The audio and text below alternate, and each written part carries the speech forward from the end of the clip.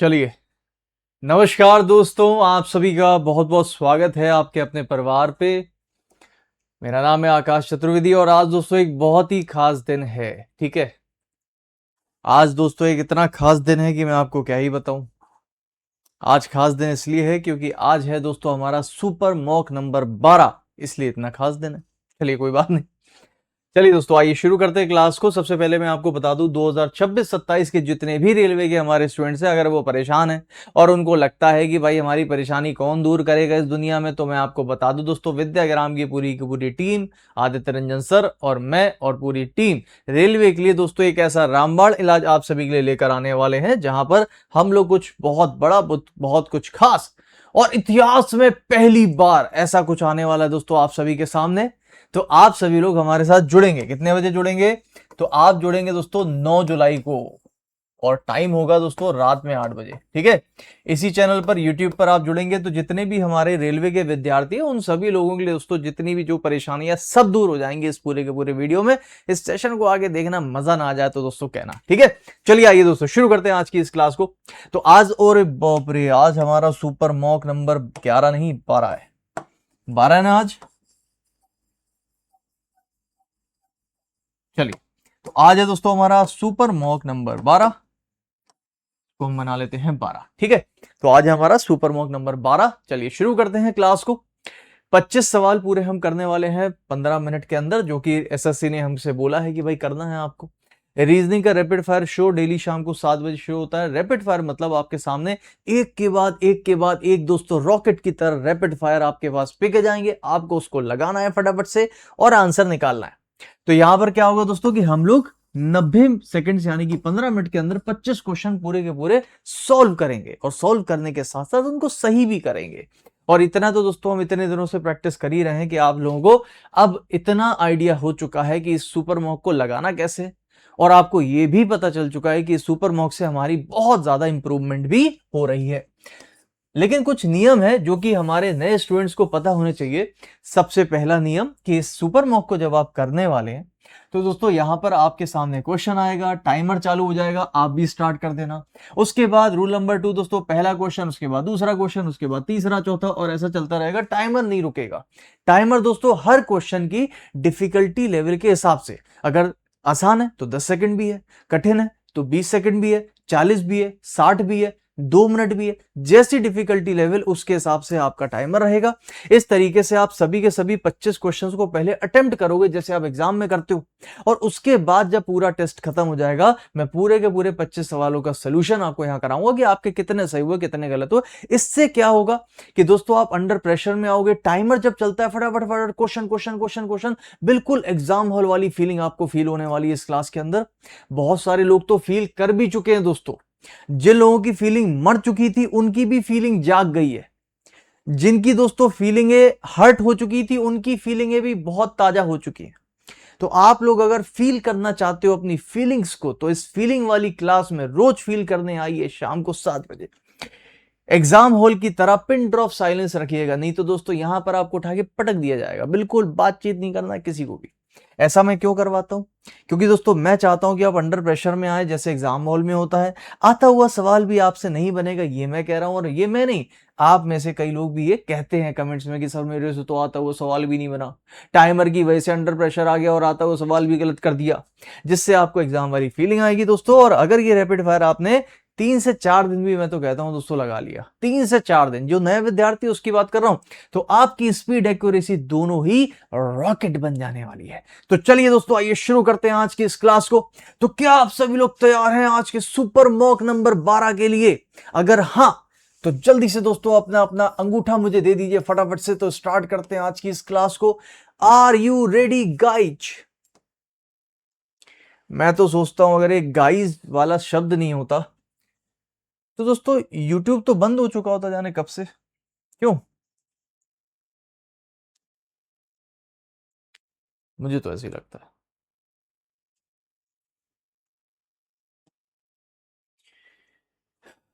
चलिए आइए दोस्तों शुरू करते हैं बिना किसी बातचीत के।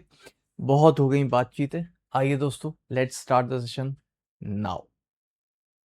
Ready, steady, ready. चलिए दोस्तों आइए। क्या आप सभी लोग तैयार हैं अपने पेन, पेपर, कॉपी और दिमाग के साथ? अगर हां, तो आइए दोस्तों शुरू करते हैं रीजनिंग का रैपिड फायर शो। सबसे पहला सवाल आपके सामने, आपकी कपड़े स्क्रीन पर। किसी तरह की कोई बातचीत नहीं, केवल क्वेश्चन पर फोकस। जो सीखा है उसको लगाओ, स्पीड में सवाल बनाओ, आंसर अपनी कॉपी पर लिखो और लास्ट में चेक करो सही है कि गलत है। खत्म कहानी। चलिए, पहला सवाल, रेडी?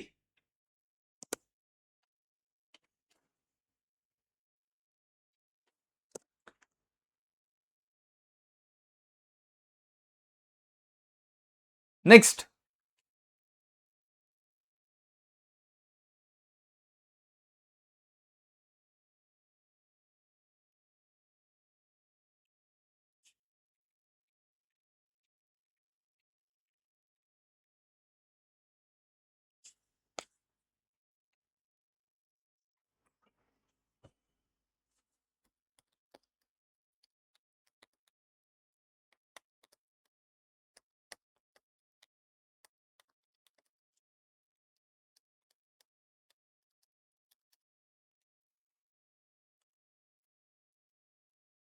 चलिए नेक्स्ट।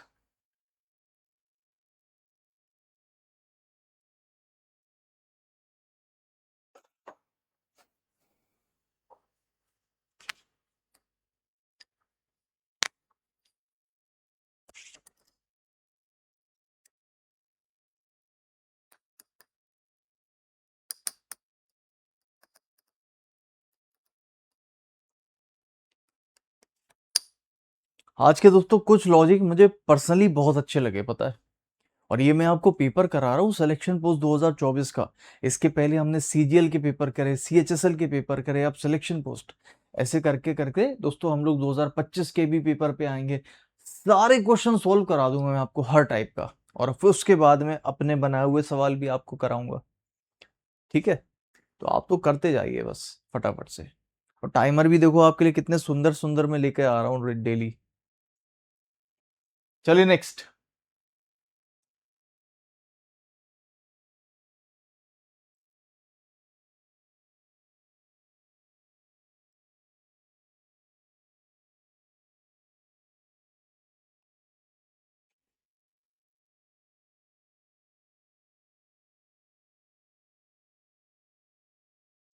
चलिए नेक्स्ट।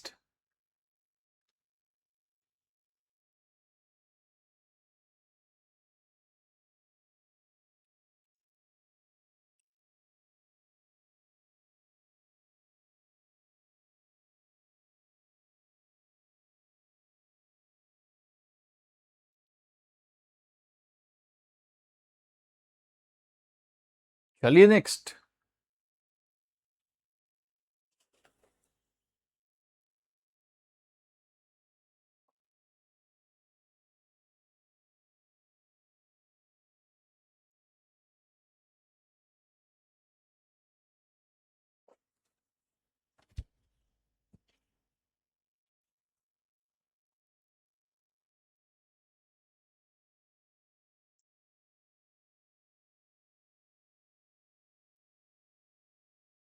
चलिए नेक्स्ट।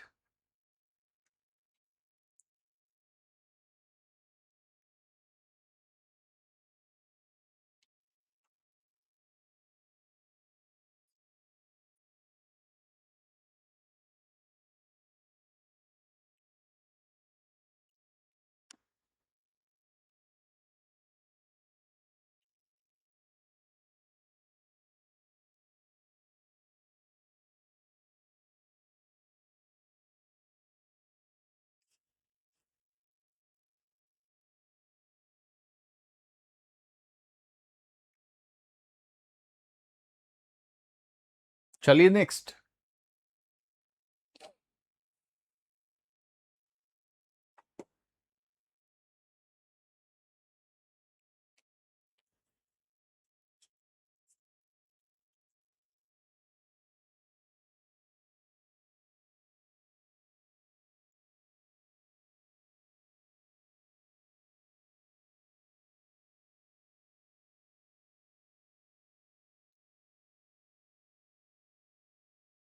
चलो नेक्स्ट।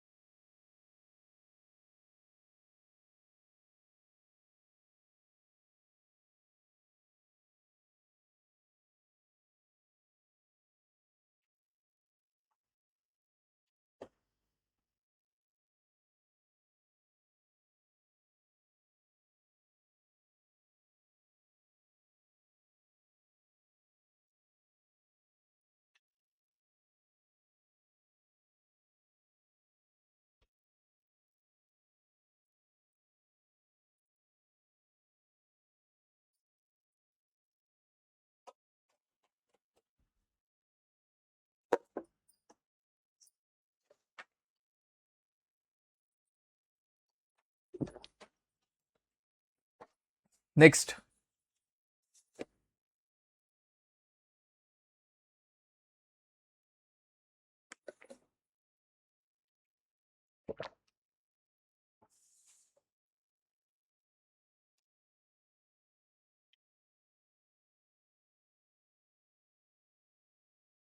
नेक्स्ट।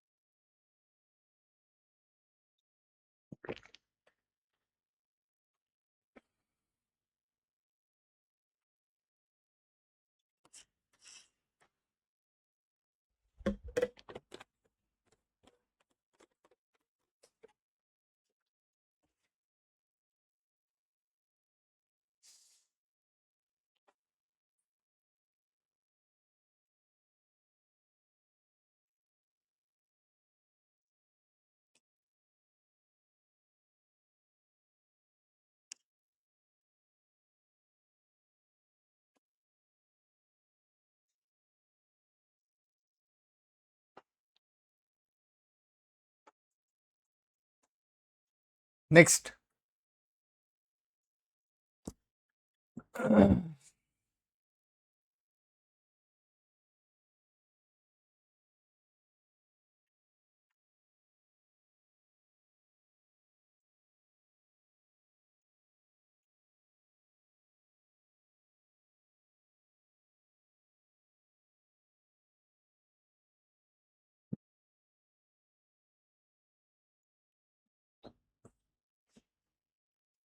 नेक्स्ट।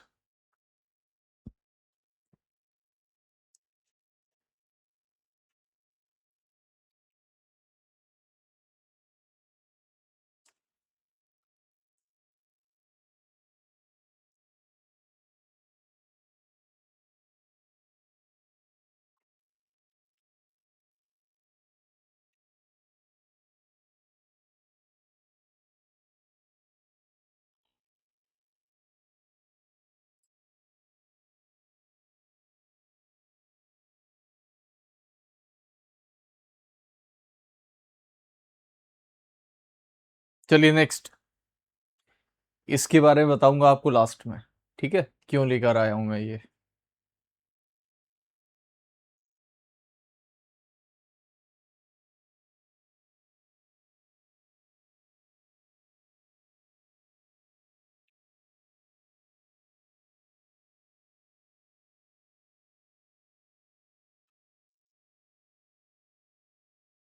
नेक्स्ट।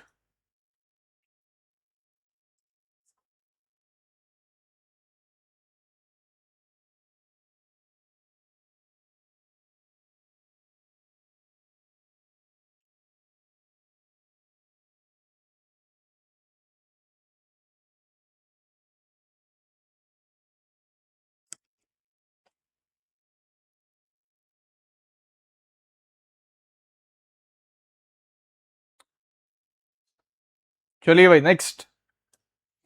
इस सवाल में कोई ट्विस्ट है, क्या है बताऊंगा लास्ट में।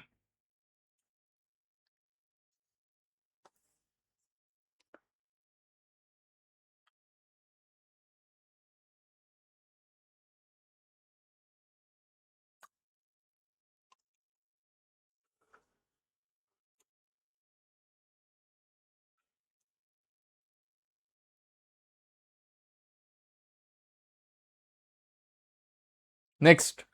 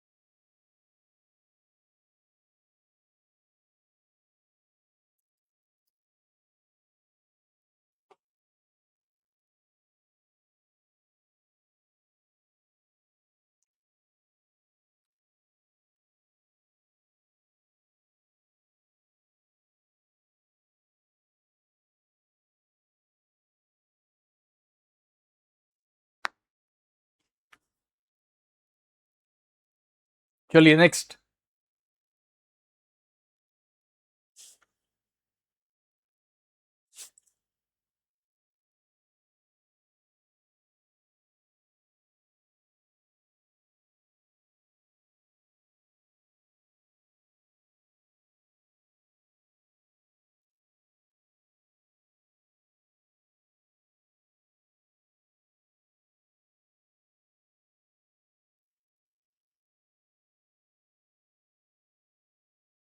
चलिए नेक्स्ट।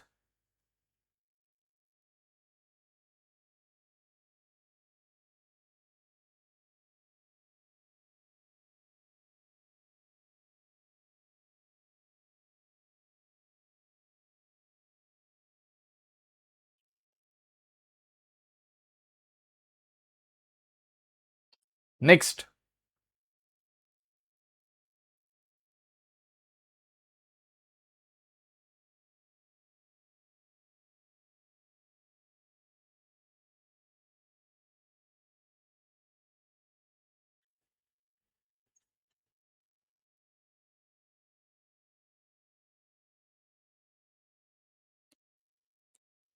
चलिए दोस्तों, समय हुआ समाप्त। 25 के 25 क्वेश्चन। मुझे बताइए कैसा लगे आज आपको।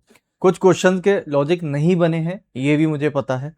कोई दिक्कत नहीं दोस्तों, आज का paper easy to moderate level में कह सकता हूं। पेपर का लेवल कुछ लॉजिक के हिसाब से ठीक था, ठीक है। और मैं फिर आपको बता दूं दोस्तों कि ये जो लेवल है ये सुपर मॉक 15 तक चलेगा।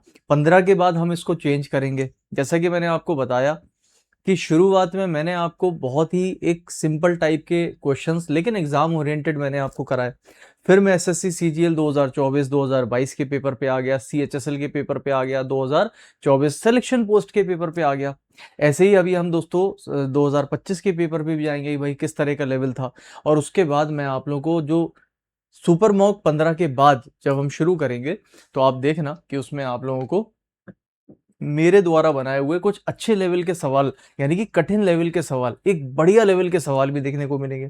ऐसा नहीं कि हम एग्जाम से भटक जाएंगे, नहीं। एग्जाम में जो आ रहा होगा हम उसी से क्वेश्चन देंगे बिल्कुल वैसे, लेकिन उसके लेवल बढ़ा देंगे कि अगर वैसा पेपर आता है तो आप कर सकते हो।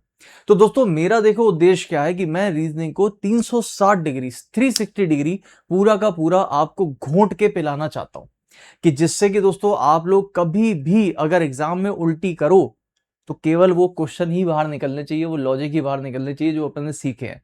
तो जो मैं आपको घोंट के पिलाऊंगा आपको जाके वहां पर ऐसे पक से, समझ गए ना। चलो अब आते हैं दोस्तों, देखते हैं। सबसे पहले तो दोस्तों आप लोग अपने कमेंट्स में फटाफट से लिखते जाइए कि आपका अटेम्प्ट कितना रहा 25 में से। अब आइए उसको सोल्यूशन करते हैं और देखते हैं किसके कितने सही हुए।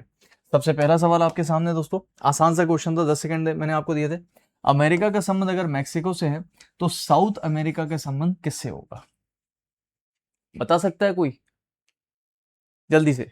एक सेकंड मेरा एक सेकंड रुको।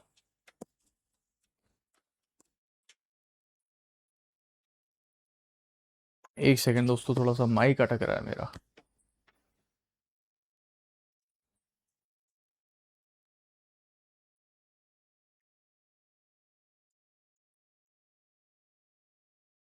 हेलो हेलो हेलो, ठीक है।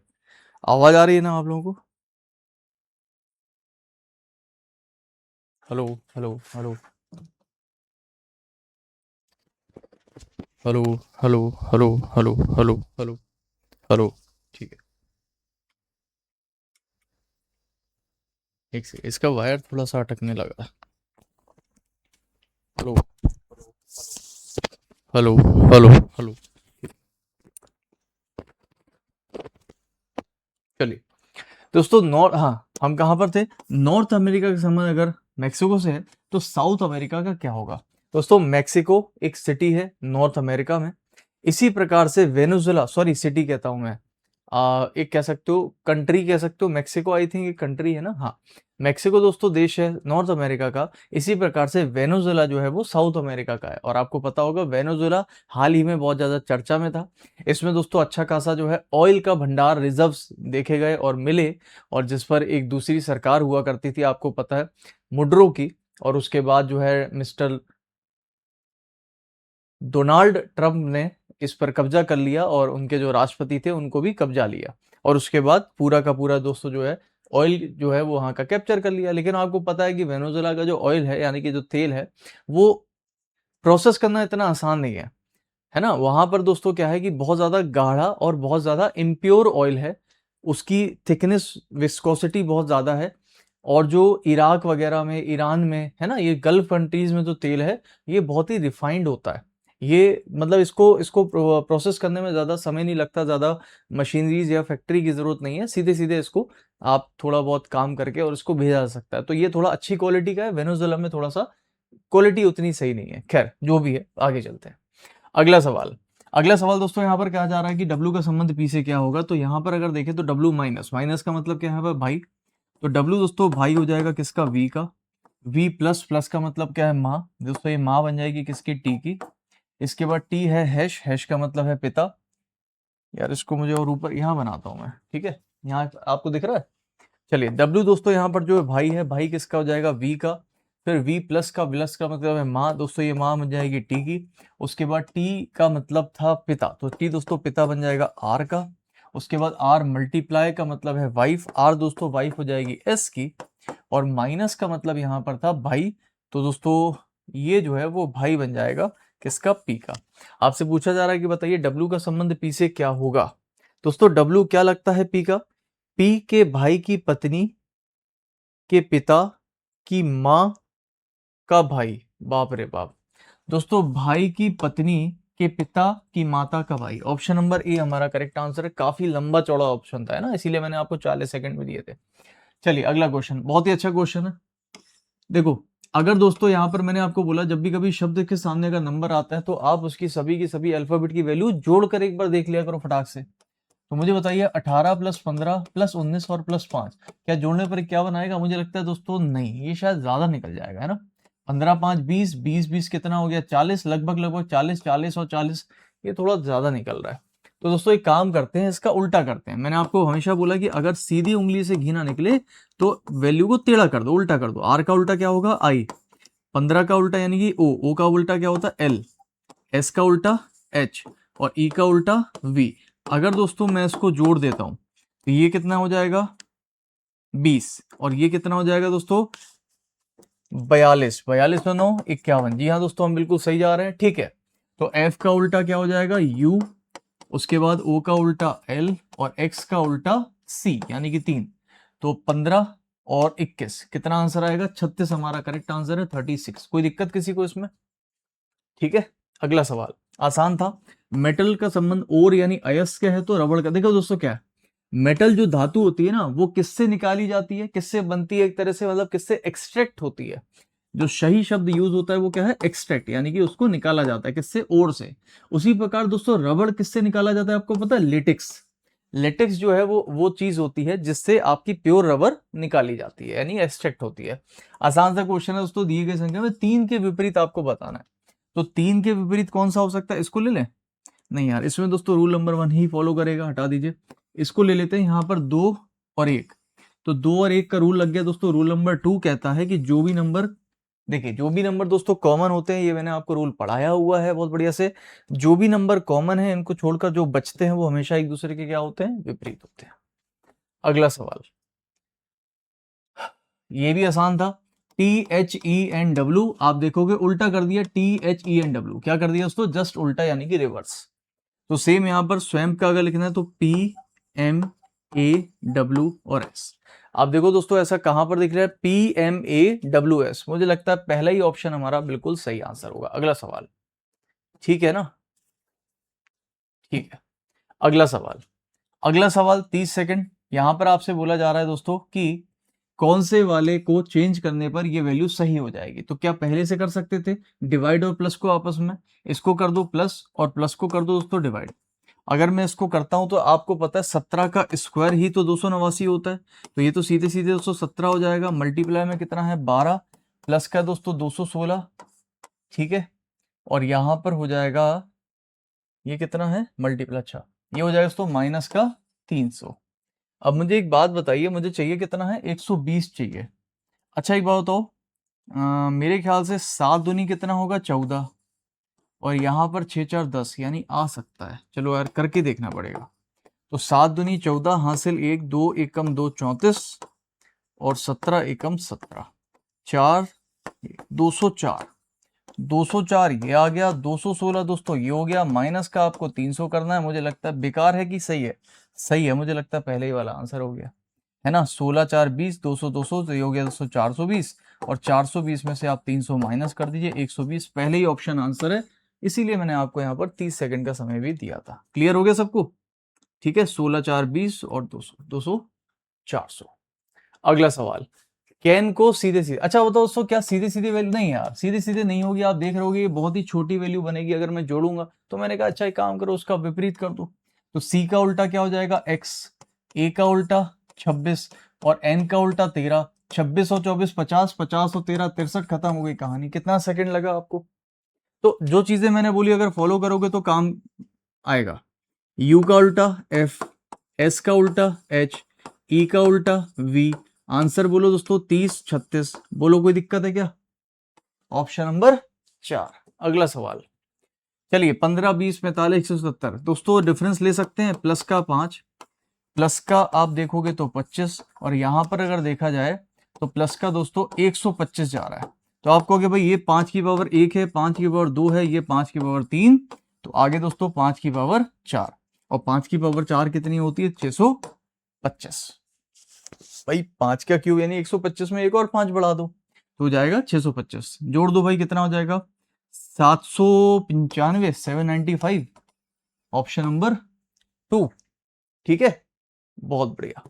अगला सवाल दोस्तों, 1 2 3 4 5 6 7 8 9 10 11 12, तो 12 को आप या तो 4 4 के 3 हिस्सों में तोड़ दो या फिर 3 3 के 4 हिस्सों में तो आप तोड़ दो। 1 2 3 4 तोड़ा, 1 2 3 4 तोड़ा, 1 2 3 4, ये पी से स्टार्ट है, पी से स्टार्ट है, ए भी पी से, पी के बाद बी है, पी के बाद बी है, बी के बाद पी है, बी के बाद पी है, और बी के बाद पी है। अब हम फंस गए, ना यहां पता, ना यहां पता, ना यहां पता। लेकिन दोस्तों एक बात पता है हमें, क्या पता है? आंसर आएगा बी, बात सुनना, dash P, P dash P और डैश। अच्छा दोस्तों ये दूसरे नंबर का डैश है, तीसरा चौथा ये 5वें नंबर का, छठा और 7वां। अच्छा बताइए यहाँ पे और यहाँ पे जो भी आएगा वो सेम होगा, अलग तो नहीं होगा, क्योंकि ये इससे रिपीट हो रहा है, ये इससे रिपीट हो रहा है। तो आप बताइए, सो 2 नंबर 5 नंबर और 7 नंबर पे जो भी आएगा वो सेम होना चाहिए। तो पहली बात तो ये आंसर बन नहीं सकता, क्योंकि बी चाहिए हमको। अब बी के बाद दोस्तों जो यहां होना चाहिए वही यहां पर और वही यहां पर। तो आप देखो दोस्तों कि 2 नंबर पे 5 नंबर और 7 नंबर जो भी है वो सेम है, ऑप्शन नंबर 3 आंसर है। जबकि यहां अगर देखोगे तो चीजें यहां पे चेंज हो गई। ठीक है, चलिए अगला सवाल, आसान सा क्वेश्चन लग रहा है। सारे के सारे दोस्तों मोटर किसके अंदर है? शिप के अंदर है। शिप का कुछ हिस्सा किसमें है? बाउल में। और शिप का कोई भी हिस्सा कभी भी किसी में नहीं जा सकता, हैमर में। कुछ मोटर हैमर में है, कह नहीं सकते दोस्तों, डाउटफुल में गलत हो जाएगा। कुछ बाउल मोटर में है, बाउल का मोटर से कोई लेना देना नहीं है, डाउटफुल में गलत है। कुछ बाउल नॉट हैमर, क्या दोस्तों बाउल का ऐसा कुछ हिस्सा है जो हैमर में नहीं जा सकता? आप कहोगे हाँ। दोस्तों देखिए ये पूरा का पूरा शिप कभी हैमर में जाएगा नहीं, तो शिप का ये हिस्सा भी नहीं जाएगा, और ये किसका भी हिस्सा है? बाउल का। तो बाउल का ये वाला कुछ हिस्सा कभी भी हैमर में नहीं जा सकता। तो आंसर आएगा दोस्तों इसका केवल केवल तीसरा। लेकिन क्या इसमें कोई आइदर लगेगा? नहीं दोस्तों, आइदर का केस कोई लगेगा नहीं, आंसर आएगा only third follow, option number तीसरा। आइदर दोस्तों मैंने आपको पढ़ाया हुआ है, जाके पढ़ लेना, यूट्यूब पर ही पढ़ा है इसी चैनल पे, कि आइदर के कुछ 3 केसेस होते हैं, इसमें एक भी आइदर का केस नहीं लग रहा है। अगला सवाल, यहां पर आपसे पूछा जा रहा है दोस्तों कि बताइए देयर का कोड क्या होगा। तो आपको देखो देयर यहां पर भी है और देयर यहां पर भी है, तो दोनों में कॉमन देख लो, इसमें और इसमें आपको कॉमन क्या दिख रहा है? तो आप कहोगे एस जी हमें कॉमन दिख रहा है दोस्तों, और कुछ है नहीं। तो जो कॉमन है वही हमारा आंसर है। अगला सवाल, चलिए मार्कर का कुछ हिस्सा किस में आ जाएगा? फ्रॉग में। फ्रॉग का सारा हिस्सा दोस्तों कॉम में, और कोई भी कॉम कभी भी स्टोव में नहीं जा सकता। ठीक, अच्छा बताइए सभी मार्कर स्टोव में चले जाएं, क्या संभावना हो सकती है? सारे के सारे मार्कर स्टोव में नहीं जा सकते। क्यों दोस्तों? अगर सारे के सारे मार्कर जाएंगे तो ये भी जाएगा मार्कर का हिस्सा, और ये कभी जा नहीं सकता क्योंकि इसका क्रॉस लगा है। तो दोस्तों आप जानते हो कि यहाँ पर जो क्रॉस लगा है वो किसका लगा है? इसका, कोम का। तो कोम कभी स्टोव में जा नहीं सकता, तो पूरा का पूरा कोम नहीं जाएगा, तो कोम का ये हिस्सा भी नहीं जाएगा, और ये किसका भी हिस्सा है, बोले मार्कर का। तो मार्कर का भी पूरा तो दोस्तों इसके अंदर जा ही नहीं सकता, पॉसिबिलिटी नहीं है।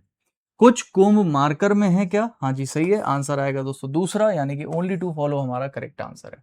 ठीक है, कितने लोगों का सही हुआ? बहुत बढ़िया। अगला सवाल,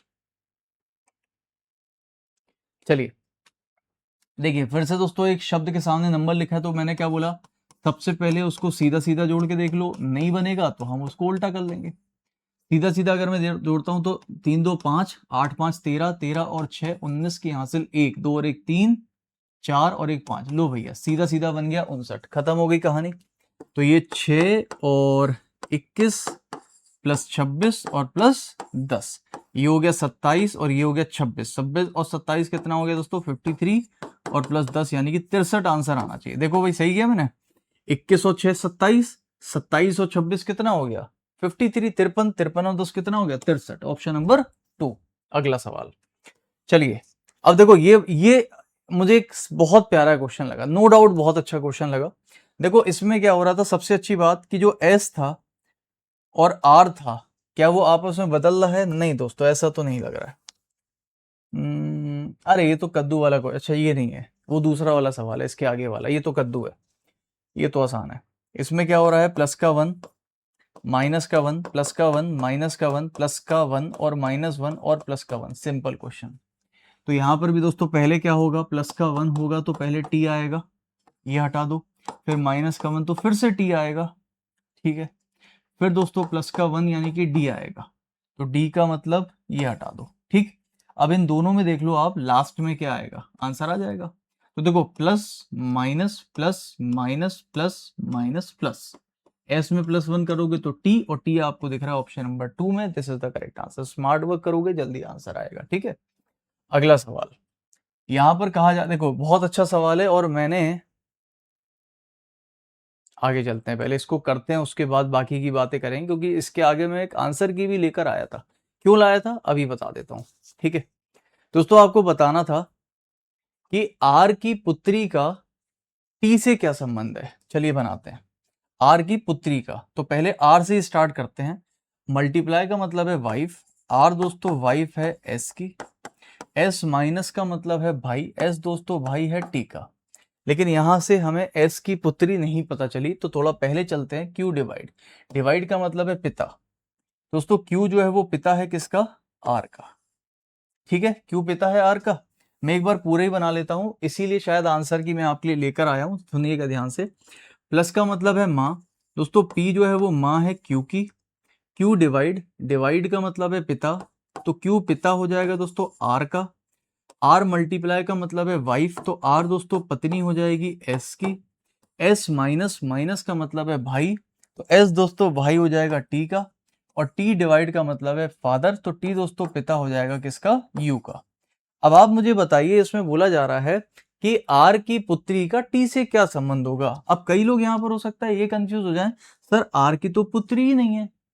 अरे नहीं है तो क्या हुआ, आर की पुत्री जो भी होती या होगी उसका टी से क्या संबंध है, यही तो बताना।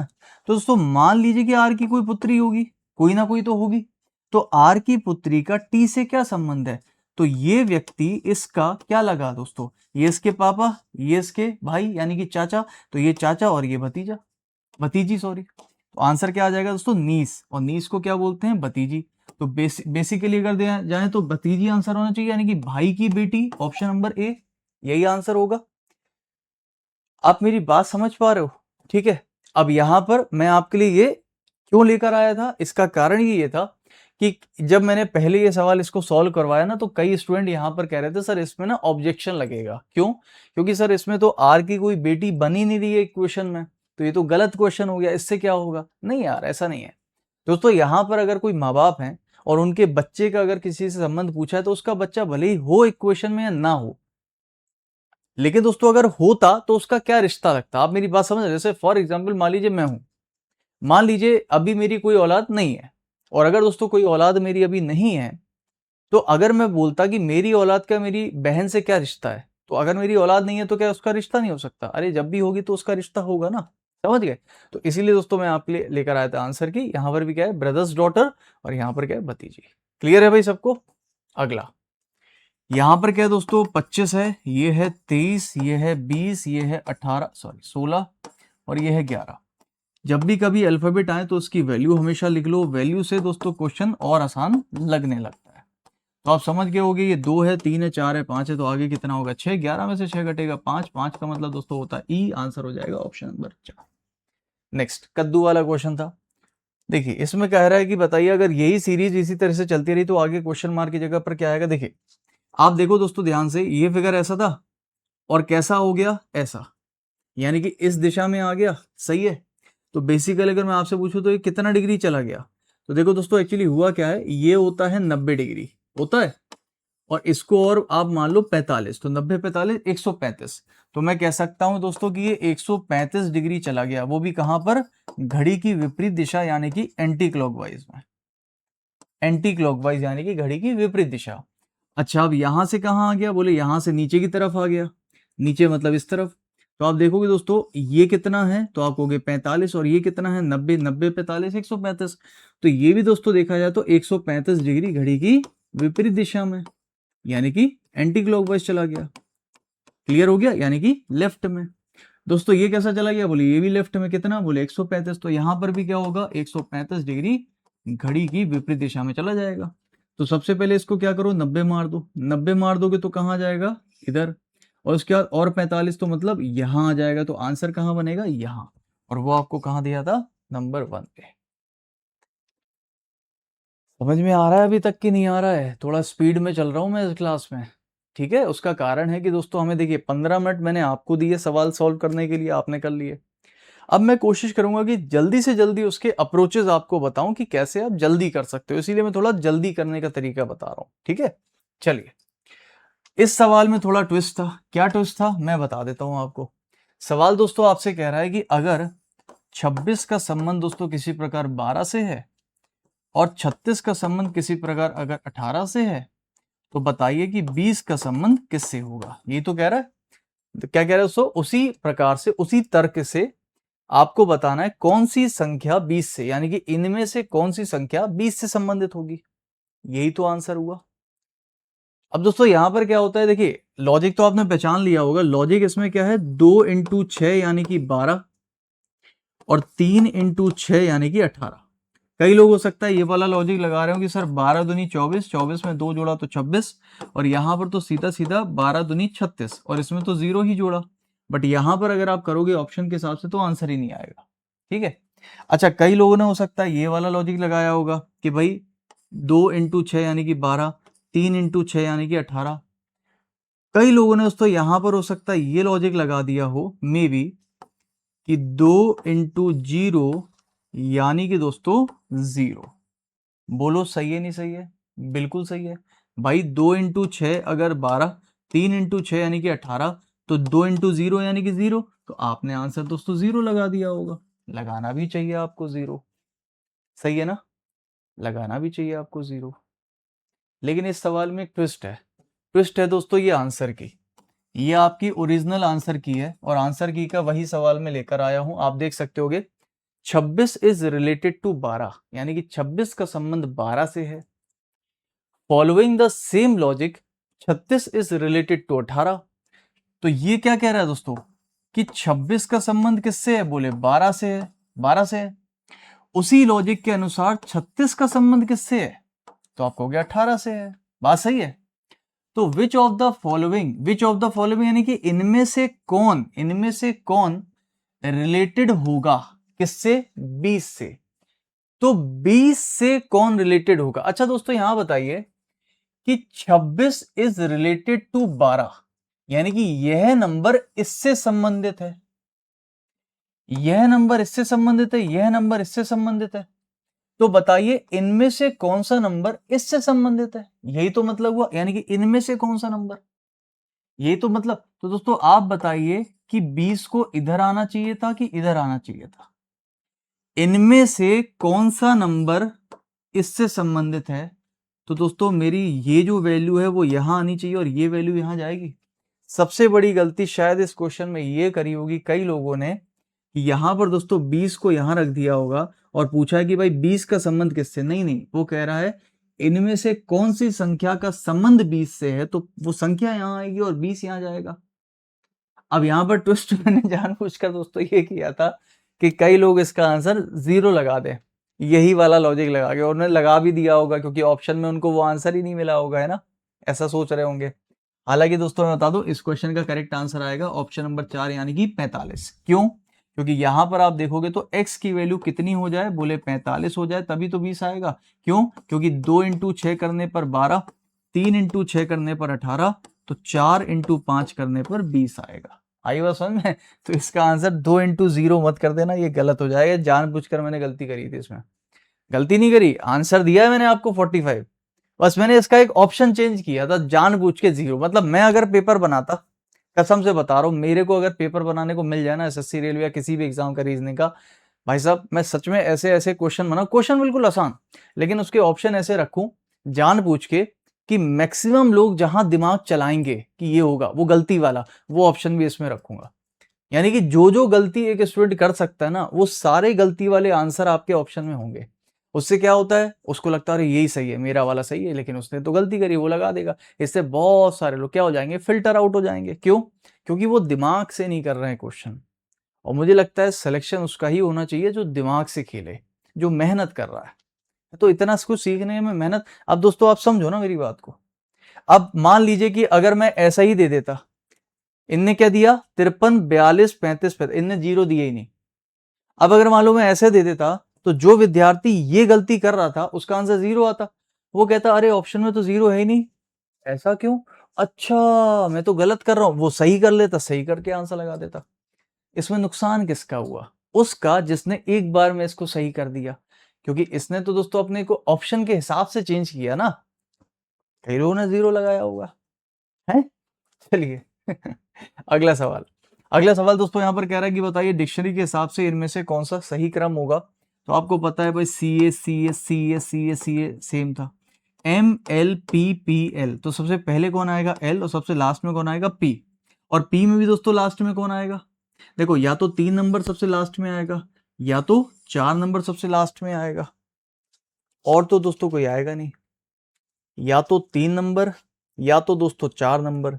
और मुझे लगता है 4 और 3 में दोस्तों 3 वाला आएगा। क्यों? क्योंकि यहाँ आई है, यहाँ टी है, तो टी वाला लास्ट में आएगा, तो 3 नंबर लास्ट में, और लास्ट में 3 नंबर एक ही जगह पर दिख रहा है। यही आंसर सही है, खत्म हो कहानी, खत्म हो गई इसकी तो। ठीक है, अगला सवाल। ये है दोस्तों one of the best question अभी तक का, मुझे लगा इस शिफ्ट का बहुत अच्छा क्वेश्चन है। ठीक है, और ये लॉजिक अक्सर आते हैं, लेकिन ये वैसा होता है दोस्तों ईद का चांद जो कभी कभी दिखता है, और जो लॉजिक हमेशा कभी कभी दिखते हैं उन पर जल्दी नजर किसी की जाती नहीं है, ये बात सच है। और ये मैं आपको पहले भी बता चुका हूं कि हमेशा ऐसे क्वेश्चंस पर फोकस करो। मैं ऐसे क्वेश्चन हमेशा लेकर आता हूं, हमेशा उन पर फोकस करवाता हूं कि जो रेयर होते हैं, रेयर मतलब जो बहुत ही दोस्तों दुर्लभ है, जल्दी देखने को नहीं मिलता, आप उन पर ज्यादा फोकस किया करो, उनको लिख कर रख लिया करो अपनी कॉपी पर कहीं लास्ट में। क्योंकि वो क्वेश्चन अगर आ गया आपकी शिफ्ट में, तो मैक्सिमम लोग तो उसको छोड़ने वाले हैं या उनसे बनेगा नहीं, लेकिन आप कर लोगे। तो एटलीस्ट जो हमसे पढ़ रहे हैं डेली बेसिस पर, उनको ये बात पता होनी चाहिए। आप मेरी बात समझ रहे हो? तो यहां पर दोस्तों देखो कितना अच्छा लॉजिक है कि अगर वैसे देखा जाए तो यहां पर क्या हो रहा है, माइनस का 1, यहां पर क्या हो रहा है, माइनस का 1। ई में कितना हो रहा है, बोले प्लस का 4, 5 4 9। ए में कितना हो रहा है, बोले प्लस का 4, और इसमें कितना हो रहा है, माइनस का 1। तो आप में से कई लोगों को ये लॉजिक सही लग रहा होगा, माइनस एक फिर 4 4 और -1। ठीक है, बोले ठीक है, यहाँ 4 है और यहाँ भी 4 है प्लस का, और यहाँ माइनस। आप सीधा यहाँ आ गए, बोले -1 फिर से -1, तो -1 कर देते हैं, कितना आ जाएगा ए, और ई में से भी -1 तो डी। अब आप ढूंढते रह जाओगे, आंसर ही नहीं आएगा। या हो सकता है दोस्तों कई लोग ये सोचे लास्ट में भी -1 है, तो हो सकता है कई लोग सोचे भाई लास्ट में चलो एक -1 कर देते हैं, तो कितना आएगा, बोले एफ आएगा।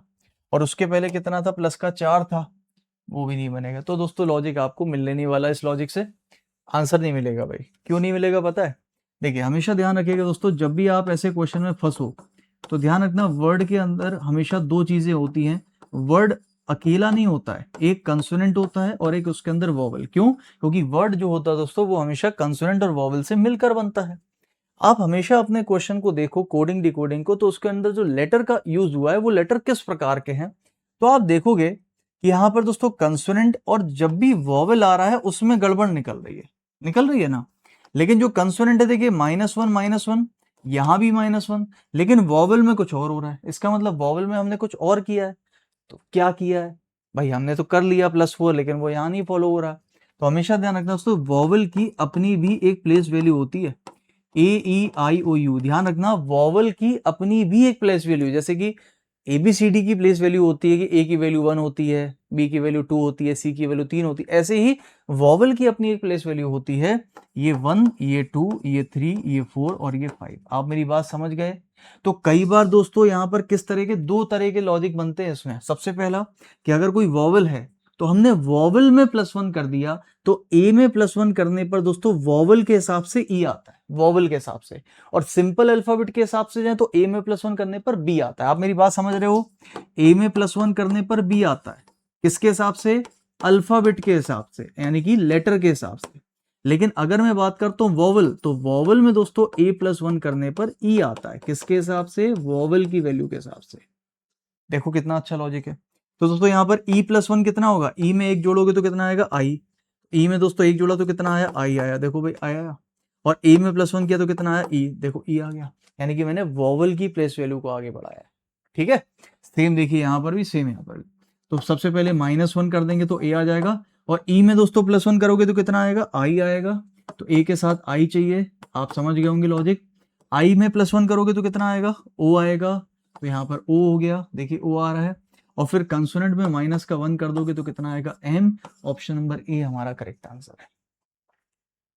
और दूसरा लॉजिक क्या बनता है पता है? दूसरा लॉजिक दोस्तों यहाँ पर बनता है कि ए में +1 किया तो ई आ गया। ठीक है, अच्छा दूसरा बनता है वॉवेल की प्लेस वैल्यू रखने पर। जैसे मान लीजिए, हो सकता है, समझना मेरी बात को, यहाँ पर एस के सामने मैं 19 रख सकता, मतलब ऐसा कोड बनाता कि यहाँ पर पता क्या लिखा होता? 19, पी का मतलब 16, ई का मतलब दोस्तों यहाँ 2 लिखा होता, ए का मतलब 1 लिखा होता और 11। अब आप ढूंढते रह जाते, क्यों? क्योंकि देखिए ई का मतलब 2 भी होता है वॉवेल के हिसाब से। ई का मतलब 2, ए का मतलब 1, आई का मतलब क्या होता है? 3। तो यहाँ अगर आई होता तो आई का मतलब क्या होता? 3 होता। तो वॉवेल की अपनी प्लेस वैल्यू भी ध्यान में रखना है आपको। एक छोटे से क्वेश्चन ने कितना कुछ हमको सिखा दिया। ये समझ में आया कि नहीं आया? क्वेश्चन बहुत अच्छा था, बहुत प्यारा था। मुझे उम्मीद है कि आप लोगों को अच्छा लगा होगा। ठीक है, चलिए अगले क्वेश्चन पर चलते हैं। अगला क्वेश्चन दोस्तों, इन सभी शब्दों को ABCD सॉरी एक अर्थपूर्ण यानी कि मीनिंगफुल शब्द में लगाना है, क्रम में लगाना है। देखिए यहां पर दोस्तों दो तरीके से स्टूडेंट सोचता है, और मुझे उम्मीद है कि आपने भी ऐसे ही सोचा होगा। 100% मुझे पता है। जल्दी से मुझे बताना, कितने लोगों ने दोस्तों इस क्वेश्चन को साइज के हिसाब से सोचा कि कौन कितने बड़ा दिखता है, किसका साइज बड़ा है। कितने लोगों ने इसको साइज के हिसाब से सोचा होगा कि लार्वा यानी कि कैटरपिलर तो सबसे छोटा होता है, तो उसको सबसे पहले लिख देते हैं, है ना? सबसे पहले लिख देते हैं उसको। तो कई लोगों ने उसको सबसे पहले लिख दिया। और उसके उससे बड़ी दोस्तों पत्ती होती है, उससे बड़ी चिड़िया होती है, उससे बड़ी लोमड़ी होती है, और उससे बड़ी लायन होता है। तो 3 4 5 1 2, है ना? तो 3 4 5 1 2। आप देखिए दोस्तों, सीधा सीधा लॉजिक बन रहा है जो मैंने आपसे बोला। 3 4 5 1 2 किसके? साइज के हिसाब से। लेकिन ये गलत है। अब देखिए, जो गलती करी है मैक्सिमम लोगों ने, वो आंसर देखिए है आपके पास। तो एग्जामिनर को अगर फंसाना है, जो मुझे भी लगता है बिल्कुल ऐसा फंसाना चाहिए, कि अगर कोई पहली बार में गलती कर रहा है और गलती से भी उसका आंसर आ रहा है और वो ऑप्शन में है जबकि वो गलत है, तो आप बताओ, क्या आपको लगता है दोस्तों कि वो स्टूडेंट कभी भी दोबारा सोचेगा कि मुझे दोबारा चेक कर लेना चाहिए? नहीं। आप मेरी बात समझ रहे हैं ना? गलती से अगर दोस्तों मैंने 4+1 गलती से 6 लिख दिया और ऑप्शन में 6 है, तो मैं 6 पे टिक कर दूंगा, क्योंकि मुझे तो पता है, मैंने तो सॉल्व किया और मेरा तो आंसर आया। वो ये नहीं देखेगा मेरा सही है कि गलत है। हाँ, वो तब चेक करता कि अगर ऑप्शन में 6 है ही नहीं। अगर ये ऑप्शन में ना होता तो फिर शायद दोबारा फिर चेक करता मैंने कुछ गलती करी। आपको बता कौन रहा है कि आपने गलती करी कि नहीं करी? ऑप्शन बता रहा है। आप मेरी बात समझ रहे हो? तो यहां पर दोस्तों देखिए, सबसे बड़ी बात ये गलती है, साइज के हिसाब से कभी भी इस क्वेश्चन को नहीं करना है। क्यों? अरे भैया, चलो मान लिया कि इन सभी में सबसे छोटा कैटरपिलर होता है साइज में, लेकिन तो लीफ और वर्ड की अगर बात करूं तो केले का पत्ता उठा लो, केले का पत्ता दोस्तों बड़े साइज का ले लो, जो नॉर्मल अडल्ट साइज होता है केले के साइज, केले के पत्ते का, केले के पत्ते का साइज बता रहा हूं मैं आपको। तो केले के पत्ते का अगर मैं सबसे बड़ा वाला साइज ले लूं, तो आप बताइए कितनी दुनिया में ऐसी चिड़िया हैं, बर्ड, जो उससे छोटी है। यानी कि पत्ता बड़ा हो जाएगा, चिड़िया छोटी हो जाएगी। कई ऐसी भी चिड़िया, ऑस्ट्रिच वगैरह, जो उससे भी बड़ी होंगी। सही है नहीं सही है? तो इसको साइज से तो करना ही नहीं है। कैसे करना है दोस्तों पता है? फूड के हिसाब से। ये दोस्तों एक तरह से फूड साइकिल है। क्या है ये? फूड चेन या फूड साइकिल। पढ़ी है आपने साइंस में, बचपन में पढ़ी थी हम लोगों ने, है ना, छोटी क्लास में।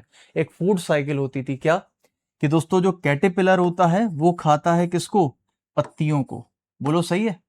पत्तियों को खाता है ना भाई। कैटरपिलर दोस्तों देखा जाए तो पत्तियों को खाता है, खाता है। अच्छा, तो सबसे पहले दोस्तों क्या आएगा? कैटरपिलर की पत्ती। तो आप कहोगे सबसे पहले पत्ती, क्योंकि पत्ती की फूड साइकिल चलेगी। तो पत्ती आई, पत्ती को किसने खाया? बोले कैटरपिलर ने। कैटरपिलर मतलब लार्वा, उसको किसने खाया? बोले चिड़िया ने खाया। बोलो सही है नहीं सही है? चिड़िया को किसने खाया? बोले चिड़िया को फॉक्स यानी लोमड़ी खा गई। और लोमड़ी को किसने खाया? बोले शेर खा गया। आप मेरी बात समझ रहे हो? तो 4 3 5 1 2, 4 3 5 1 2 क्लियर हो रहा है सबको? ये समझ में आ रहा है कि नहीं आ रहा भाई? अच्छा क्वेश्चन था ना भाई, मुझे तो पर्सनली बहुत अच्छा लगा। अब आप बताओ आपको अच्छा लगा कि नहीं? तो इसीलिए मैंने आपसे बोला था कि आज का पेपर का लेवल अच्छा है। मतलब कुछ क्वेश्चंस नो डाउट इसके बहुत अच्छे हैं। मुझे तो पर्सनली दोस्तों इसके क्वेश्चंस बहुत अच्छे लगे। कितने लोगों ने ये सही किया था? एक बार जल्दी से मुझे कमेंट्स में बताइए, कितने लोगों ने सही किया था ये?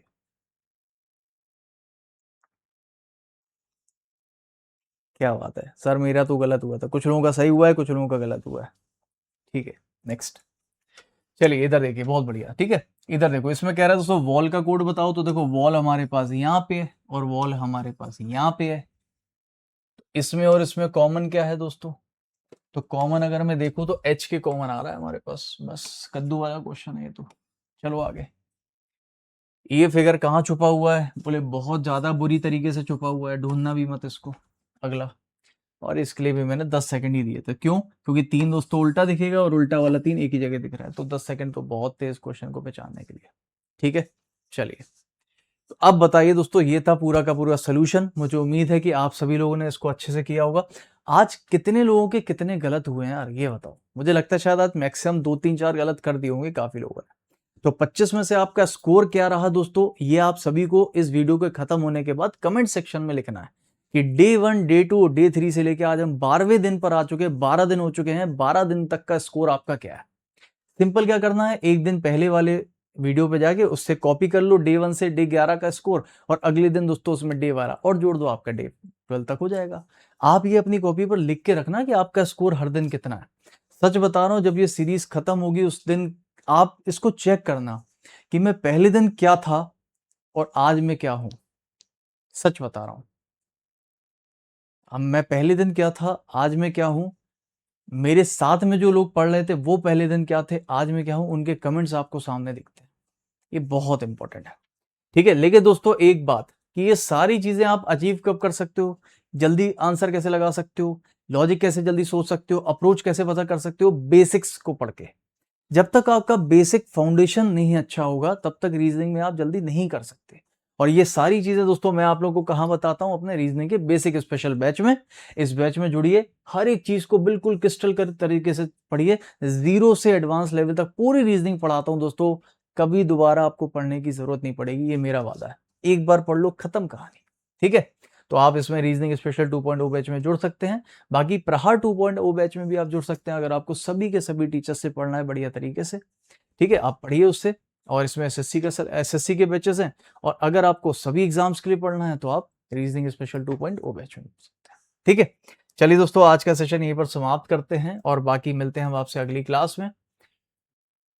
ठीक है, आज कुछ अर्जेंसी है तो आज मैं आप लोग के कमेंट्स नहीं ले रहा हूं, लेकिन प्लीज अपने कमेंट्स जरूर डालिएगा, क्योंकि अगली क्लास में मैं कमेंट्स जरूर लूंगा सभी के।